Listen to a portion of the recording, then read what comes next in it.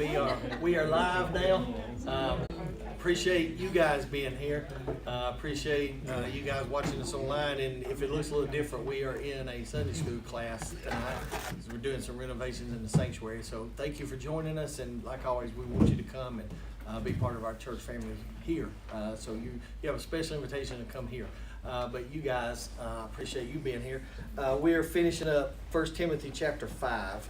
So if you want to look in 1 Timothy chapter 5, we're at the end of the chapter. This is the chapter really on interpersonal relationships. Paul is talking to Timothy, who is the young overseer, young pastor at Ephesus. And he's been through all this. This is what you're going to run into. These are the problems you'll have. This is how you deal with it. Chapter 4 is all about apostasy. Then he gets to chapter 5 and he says you have special considerations in the church. And he says the first consideration, we need to start meeting in here all the time because it looks really full. I like that. So Paul says you're going to have special considerations in the church. And the first group was, he says, the widows. He says if they're widows indeed, really widows with no help, then the church is required to step in. If they have family, the family's responsibility is first. The family does it first. If they are widows who are really putting God first and they're trying to do the right thing and seeking God's help, then he says the church is obligated to have almost like a recurring support for them, monthly, weekly, whatever. Now he's going to get to verse 17, and he's going to move off of the widow section, and he's going to move to the second group that deserves special attention, and as does the elders.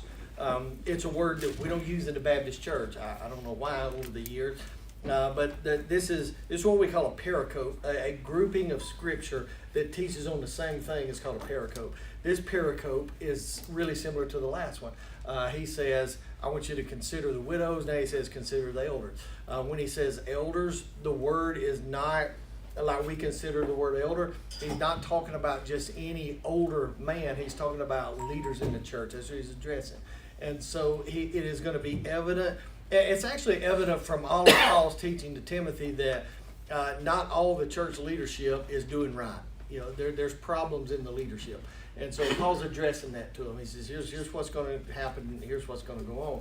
And so he's going to show really the first thing is he's got a genuine concern for them. He says, I really care about this group. I really have something in my heart for them, and you ought to have that as well. And so we're going to look at elders. Verse 17, the elders who rule well are to be considered worthy of double honor, especially those who work hard at preaching and teaching. Now, let me say this. We don't use the word elders in the Baptist church. It's not a bad word. We can use it, but we don't have to. There's no biblical requirement that says you have to use the word elder or elder board or any of those kind of things. In Paul's writings, and I don't know if this means anything or not, but if Paul ever uses the word overseer, it's always in the singular, as in one overseer. If he uses the word elder, it's always plural, a multitude of them. I don't know if that's significant or not. It's the way it appears. Baptists use a twofold system. The New Testament actually uses a threefold system. Baptists have condensed it to two for whatever reason. But our Baptists concentrate on deacons. We have deacons. And the deacon's primary responsibility is really to carry out the role of what the Bible calls elders. It's a specific function set aside for certain men in a church that they're going to do some of the things that it describes elders as doing. And then we have a pastor. And the pastor's chief responsibility is teaching and preaching. All right. So the way it's set up in the New Testament is the way Paul said. This is Paul's thing. It's pretty evident that whether it was a Jewish synagogue, converted Jews into Christianity, or Gentiles into Christianity, Paul's organization was the same.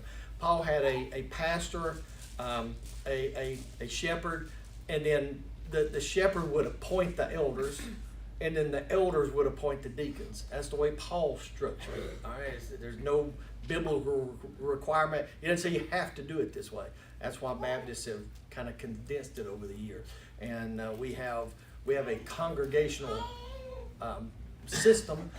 We are ruled by a congregation. We're not ruled by deacons. They're not the authority. Pastor's not the authority as far as the overall function of the church. In other words, I can't just say I want to go buy a bus and we go buy a bus.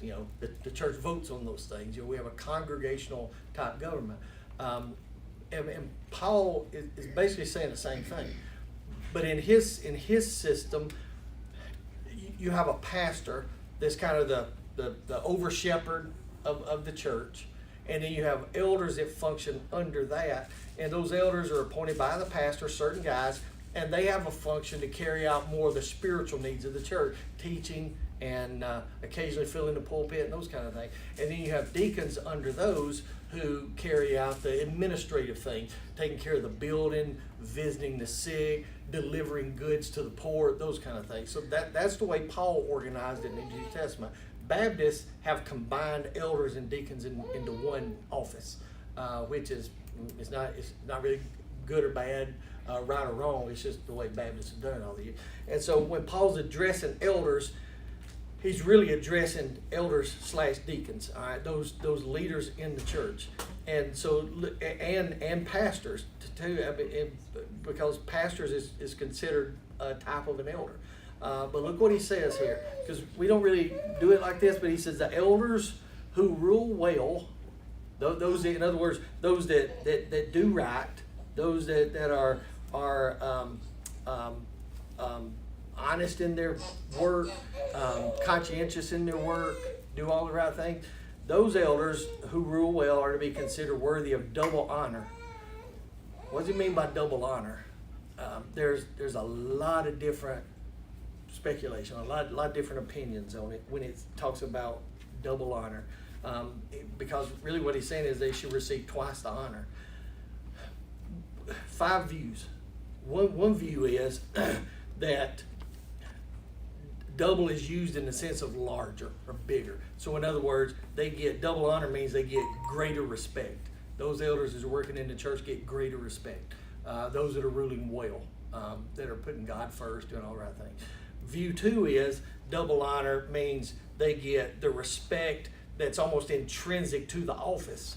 You respect them because they're elders or because they're deacons or because there's a pastor. And then the double part of it is you also respect them and they get double honor because they do the job well. It's kind of like the president. We're going to talk about this in a couple of weeks on Sunday morning. We respect the office.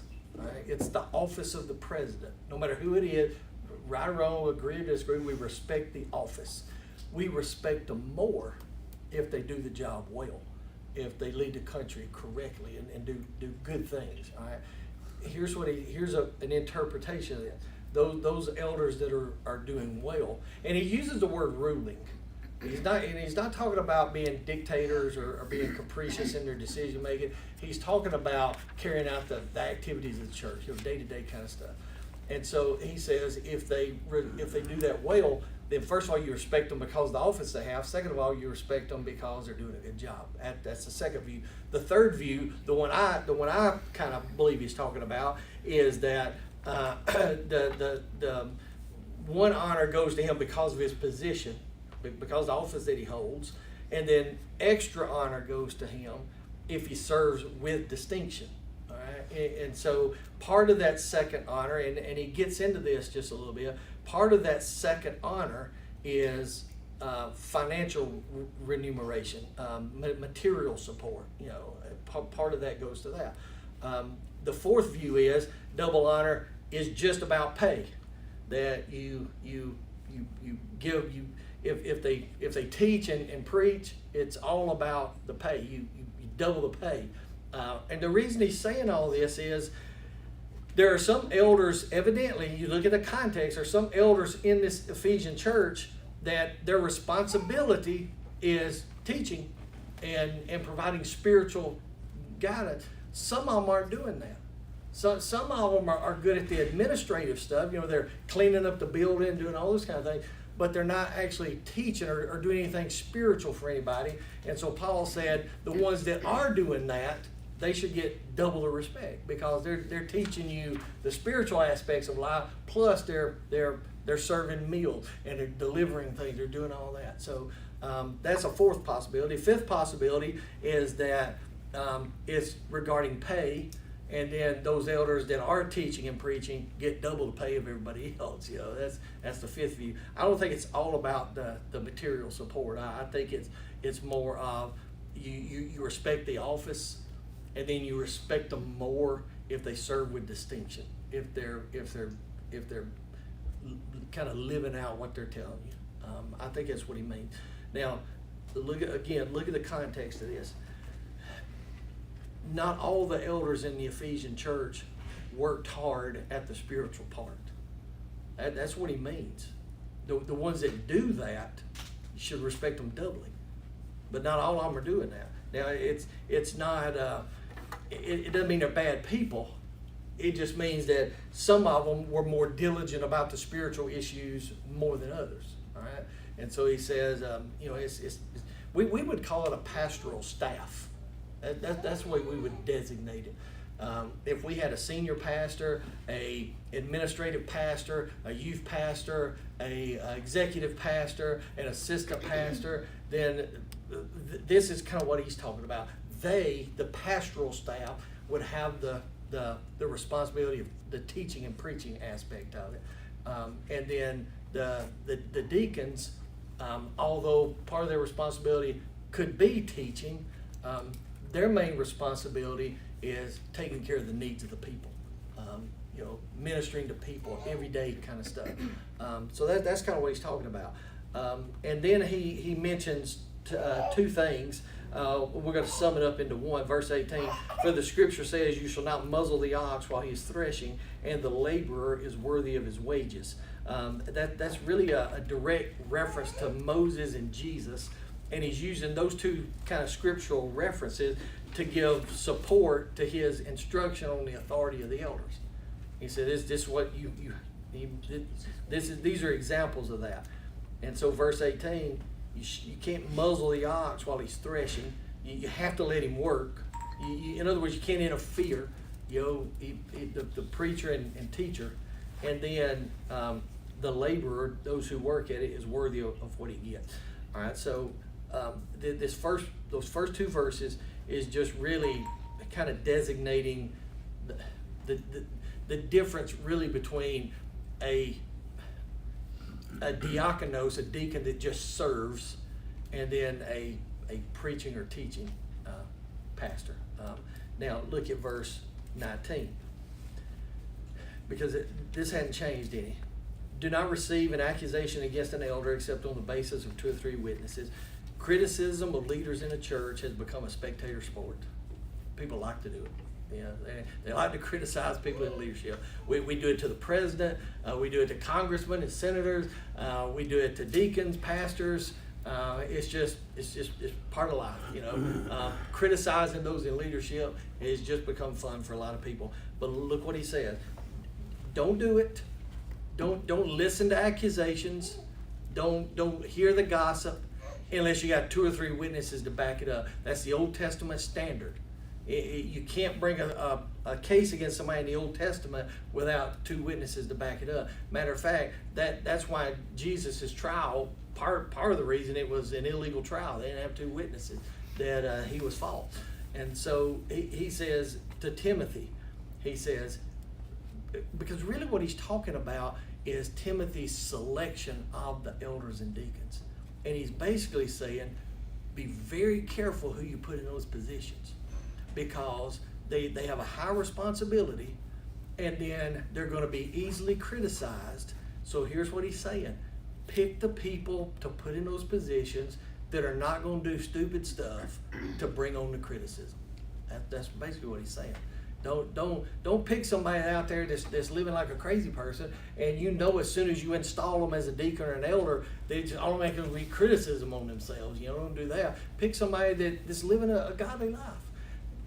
To be honest with you, there are some deacons in churches that don't have the temperament to do it. They just don't. They they shouldn't have been installed as deacons, in my opinion. They don't have the temperament. It takes a special person to do it, because you are it's a thankless position. Nobody really wants to give you accolades. They just want to criticize stuff. And Paul's saying, when somebody comes to you as the pastor and starts an accusation against a deacon or an elder, don't listen to them unless there's 2 or 3 people that's going to back the story up. Don't just because a deacon makes one person mad and they come and complain, you can't go by just that one person. You understand what I'm saying? It has to have multiple people to back up the story. All right, so that's what he means by that.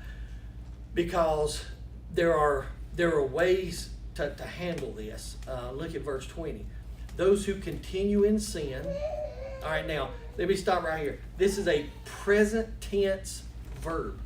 In Greek, it is a very special tense.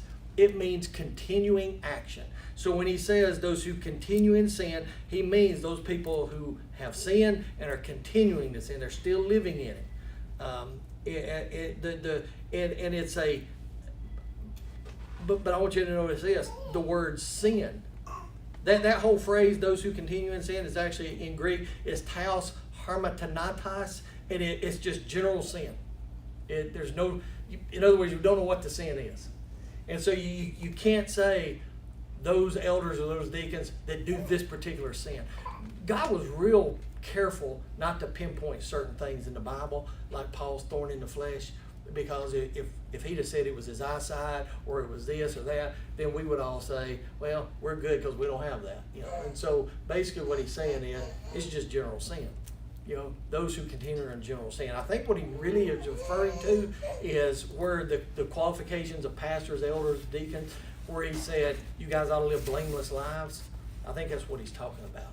Those who continue to live lives that draw criticism, that can be blamed. Those are ones you have to be careful with.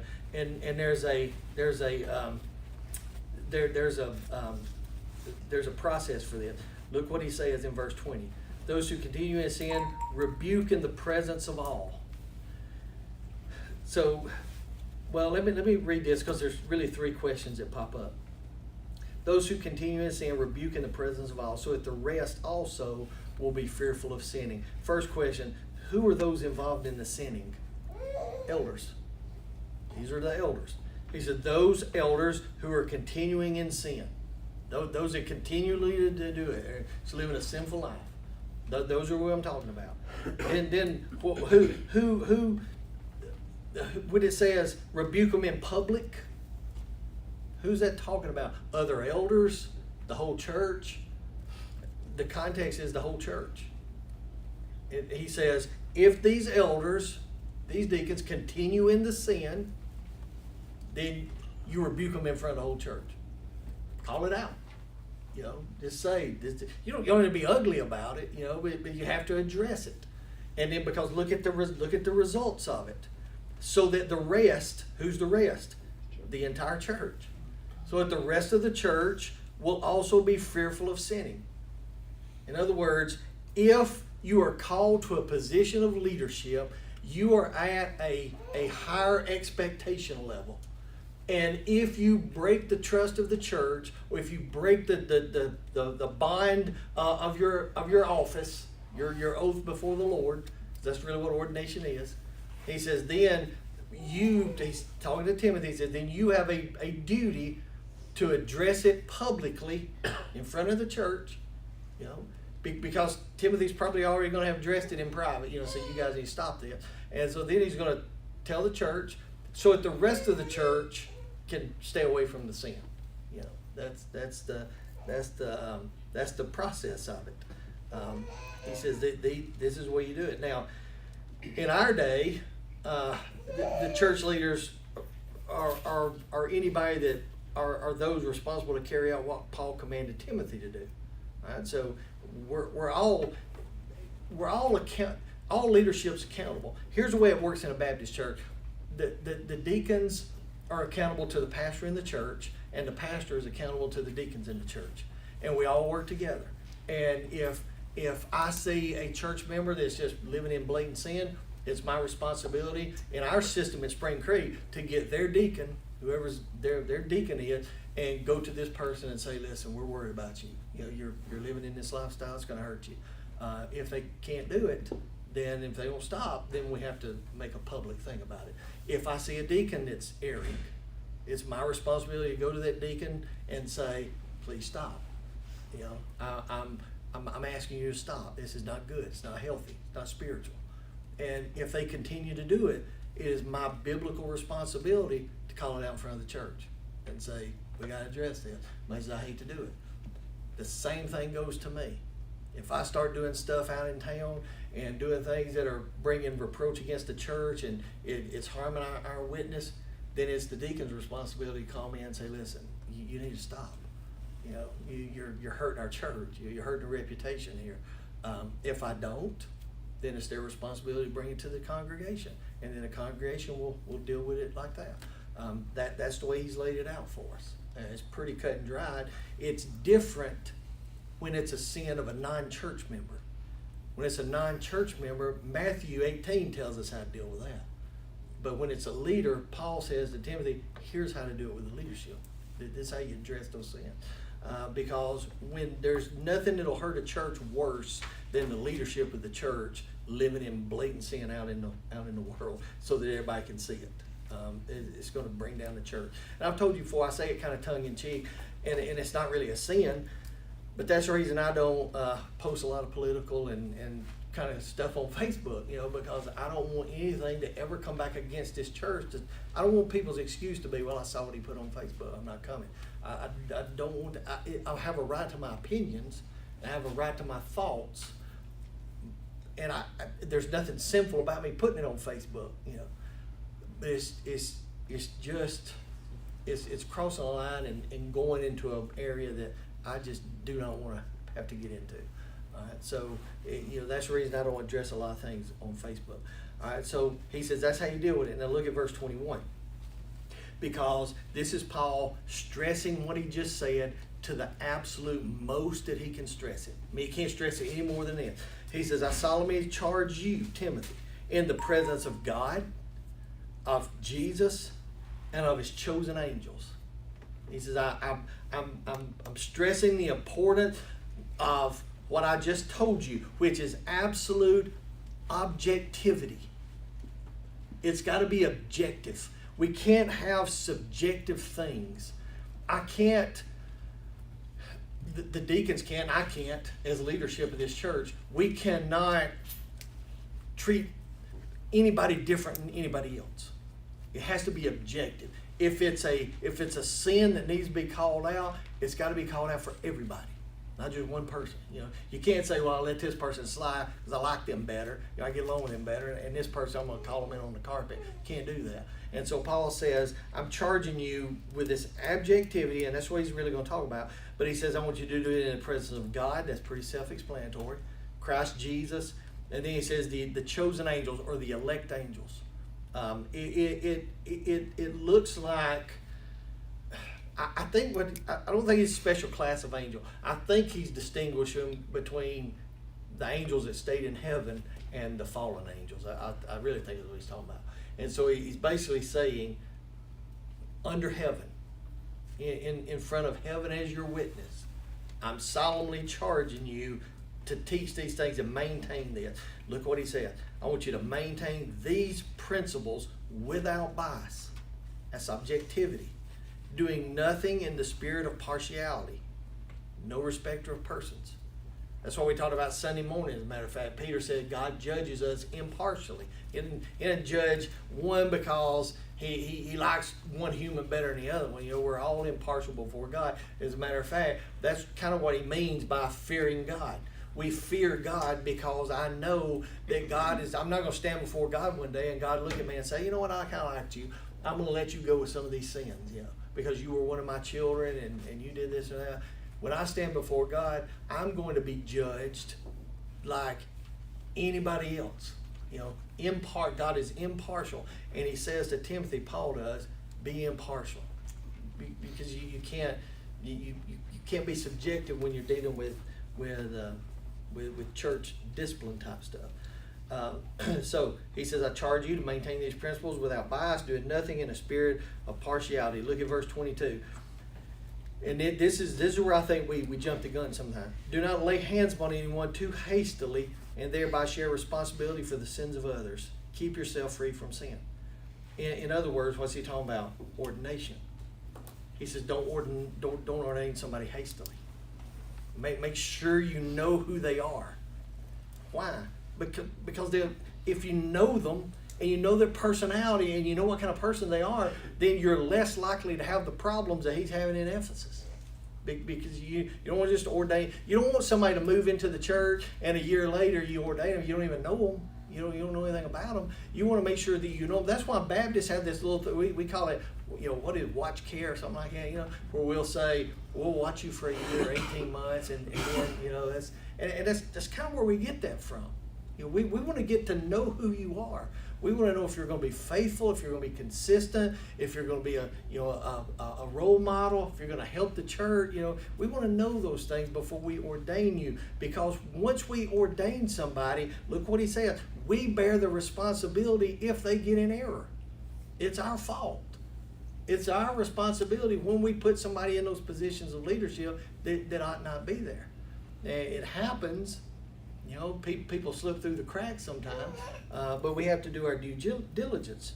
But that's what he's talking about when he says don't lay hands on them. He's talking about ordination. Verse 23. Actually, let me go back to verse 22. Because he's going to shift. Notice the shift. He says, he's talking about elders. You got these elders going to be in sin. You're going to have to correct them. Something. And the reason he's saying all this is because, remember, Timothy's young, and some of these elders are older. And having to correct an older person in the church is difficult for a younger pastor. It's hard to do because you feel intimidated. So he's saying this is the way you do it. This is the way you handle it. But then look what he says. Keep yourself free from sin. It starts with you. If you expect that of the leaders, then you got to expect it of yourself. You have to keep yourself free from sin. All right, so that's his admonition. And it's just a short little aside, it's just a little insertion in here because Paul's concerned about the sins of others, and then that led him to say, okay, Timothy, I want you to care about yourself too. Maintain your own purity. And in verse 23. This is one I alluded to last week. No longer drink water exclusively. All right. So Timothy's drinking water. Why can't he drink water exclusively? It's not purified. It's contaminated for the most part. So when they drink water, 99% of the time, it's not pure drinking water like we drink. It's got pollutants in it, so it's making people sick. And so evidently Timothy has an ongoing health problem. And so he says, you got to quit drinking just the water. Don't drink only water. So look at this thing. But use a little wine for the sake of your stomach and your frequent ailments. See, you can't just drink water anymore. You got to get off the water thing. Ain't that contrary to what we're taught today? Today we say, hey, just drink water. Drink all the water you can. But he says to Timothy, he says, don't drink just water, because it's polluted. He says, use a little wine for the sake of your stomach. There's a couple of points about this. Number one, wine in Jesus' day was weaker than it is now. It's more diluted with water. So it doesn't have the alcohol content that our wine does today. That's number one. Number two, and before you say, oh, this is great, man, I could drink wine. He's talking about medicinal, not as a beverage. All right. So he says, I don't want you're not drinking wine just as a drink of choice at dinner. He said you can drink a little bit for your stomach at night, because you got these ailments that are frequent. Number three, this was done in the first century when medicine was in its infancy. And I told you last week, they didn't have Tums for an upset stomach. We got it. And so you can't just go pulling out the liquor bottle and saying, it's well, my stomach, my pastor said I can. You don't do that. You grab the Tums, and the Tums with calcium is even better. And you pop a couple of those because they didn't have what we have. All right, so so let's get off of the wine part and put the focus where it is. Here's what he's saying: take care of your physical health. All right, you got some physical problems going on, go to the doctor, use some medication, do whatever you got to do to take care of yourself. All right, because if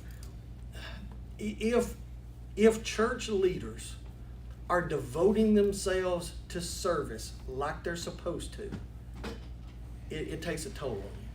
Pastors are some of the most unhealthy people ever because you don't eat well at lunch most of the time. It's fast food, or you just don't eat. And you're on the go. You worry. And I know worrying's a sin, but I worry about this church. I worry about everybody in this church. And I've told y'all before, the hardest part of being a pastor is I can't fix every problem. And so if somebody calls me and says, I got a problem, I'm struggling, my marriage is hurting, my health, I got this, I've lost somebody, I struggle with that. It hurt, it takes a toll on me. I'm stressed about it because I can't give you an answer. I can't tell you here's how to fix it. I can pray for you and I can tell you what the Bible says about certain situations, but I can't fix your problem. I can't wave my hands and magically say a prayer and make your marriage whole. I can't do it. I can pray, I can counsel, I can do all those things, but I can't fix it, and it takes a toll on pastors. And so Paul is saying to Timothy, you're fixing to be up against a huge struggle. There's a lot of stuff that's going to go on. Take care of yourself. And he's basically saying, I know that you have these frequent problems. I know you have this chronic illness. So take care of that first. Don't let yourself go health-wise. Now, and here's kind of number 4 about this. Look at the context of this. He says, don't drink just water. So what's Timothy only drinking? Water. He doesn't have a wine problem. He's not drinking wine anyway.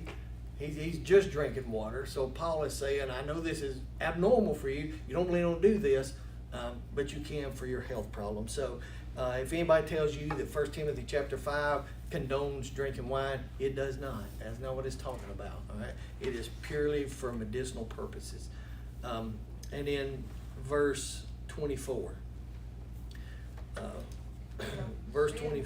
I'm sorry. Southern Baptist, I always thought it was just Welch's. Yeah, that's what we use. That's what we use. Go to Welch's grape juice. Sparkling water. So if you notice that, look at the verse 17's about elders, 18's about elders, 19's about elders, all the way down to 23. That's what we call a parenthetical note. He's got this argument going about elders. Here's what to do about sinning elders, and then he throws this parentheses in there and says, "Okay, but take care of yourself, Timothy. I love you. I appreciate you. You're doing a good job. Just take care of yourself." Then he goes back to the elders in verse 24.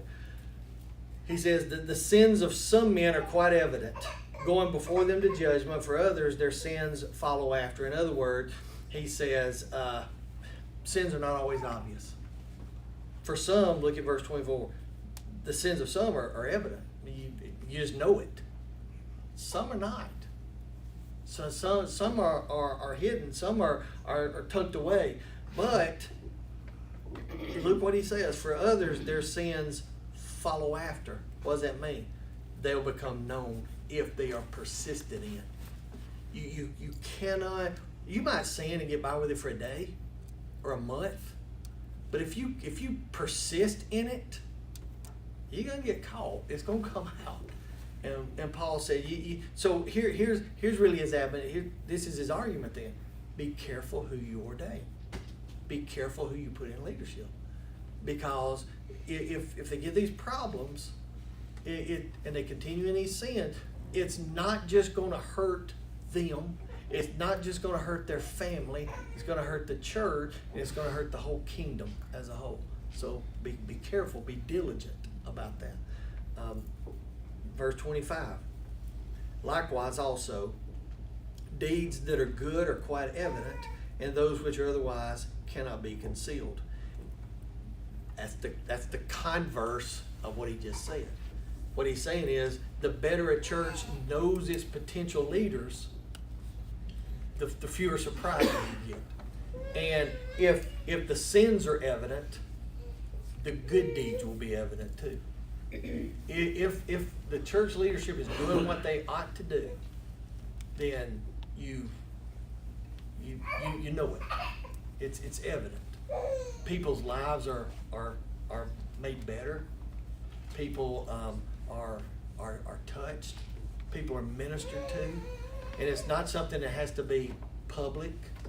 You know, I don't think the leadership of a church ought to get on Facebook every time they go visit somebody and say, "Yeah, I visited today," which I see that a lot from some church people, and I'm like, why are you trying to toot your own horn? You know, if you want to minister, just minister. You know, it doesn't matter who knows, God knows. You know, and the people you minister to knows, and that's all that's all that matters. You don't have to bring attention to yourself, because that is actually a severe case of pride, which the Bible says is going to bring you down anyway. So he says, be careful when you pick these people. So there's two classes of people. The widows, he said, you got to take care of these widows. If they're widows indeed. If they're widows that are living these promiscuous lives and doing all this ungodly stuff to try to make ends meet, you're not responsible for them. But if they're trying to do right, then he says, you guys are responsible. And then he says, okay, now you're going to deal with these elders. And he says some of them, and evidently the church at Ephesus had some elders that just weren't pulling their weight. And he says, when you deal with them, you do it tactfully, you do it delicately, but you have to deal with them. You have to address these things, because if you don't address them, they fester, they get bigger, and all of a sudden it just blows up, it kills the whole church. So deal with them, nip it in the bud, do it godly, do it lovingly, and it'll be okay. I don't know if our newer deacons. When I got here, we had three. We had Jerry and Wayne and David. And I don't know if y'all remember this or not, but they met with me before I was called as pastor. We met in one of the Sunday school rooms, and we were talking about philosophies and all kinds of church stuff. And I told them, I hope y'all remember this, but I told them, let's always work together as adults, leaders of this church. If I'm doing something wrong, come and talk to me about it. You know, we're Christian brothers. You know, we can work this out. We can deal with it. You know, and if y'all are doing something, I'll talk to you. You know, it's not that you're mad at me or I'm mad at you. You know, we might get disappointed in each other. Or we might, get like, well, I don't agree with that, or I don't. But let's talk about it. I think that's really what the Bible means when it says let's kind of reason together, and maybe you can convince me that I'm wrong, and my idea was not the best idea. Maybe I can convince you that my idea was the best idea, but we do it together because we're in God's family. However, he says to Timothy, if the leadership gets out of line and they're continuing these sins, then you can't let it go. You have to address it. You have to deal with it, because it makes the church stronger. It makes the church better when the sin is dealt with. So that's his instruction. Next week we're going to be in chapter 6, and it's instructions to the ministers, really. And it's basically for pastors, but it's going to deal with slaves and masters and different kind of relationships in that regard. And then after that we'll start 2 Timothy and we'll look into it. So any questions about the last part of 1 Timothy chapter 5?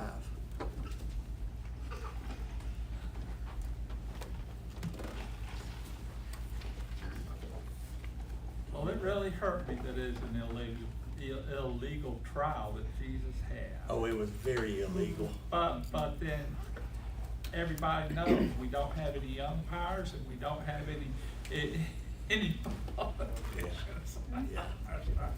or lawyers. You're right. On our side. You're right. You are right.